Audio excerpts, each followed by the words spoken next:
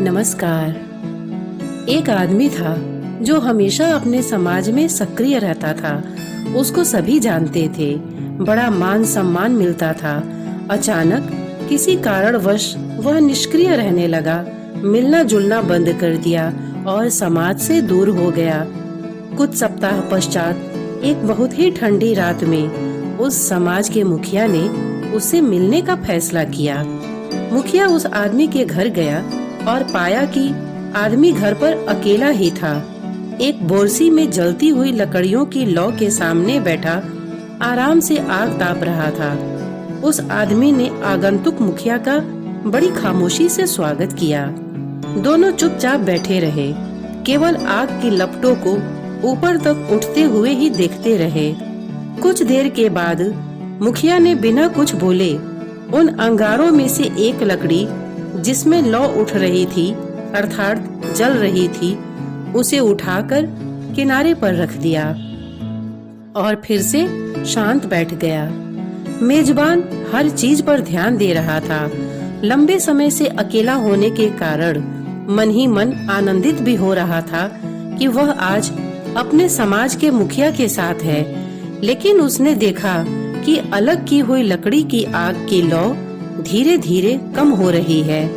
कुछ देर में आग बिल्कुल बुझ गई, उसमें कोई ताप नहीं बचा। उस लकड़ी से आग की चमक जल्दी ही बाहर निकल गई।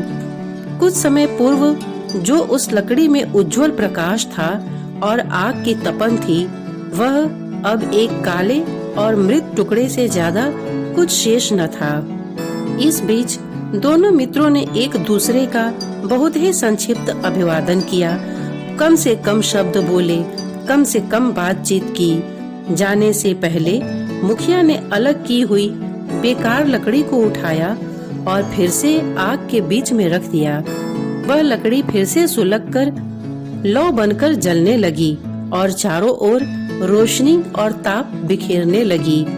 जब आदमी मुखिया को छोड़ने के लिए दरवाजे तक पहुंचा, तो उसने मुखिया से कहा, मेरे घर आकर मुलाकात करने के लिए आपका बहुत बहुत धन्यवाद। आज आपने बिना कुछ बात किए ही एक सुंदर पाठ पढ़ाया है कि अकेले व्यक्ति का कोई अस्तित्व नहीं होता।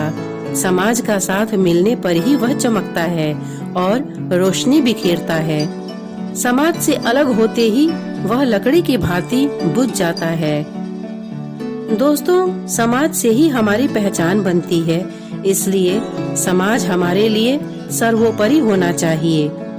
समाज के प्रति हमारी निष्ठा और समर्पण किसी व्यक्ति के लिए नहीं, उससे जुड़े विचार के प्रति होना चाहिए।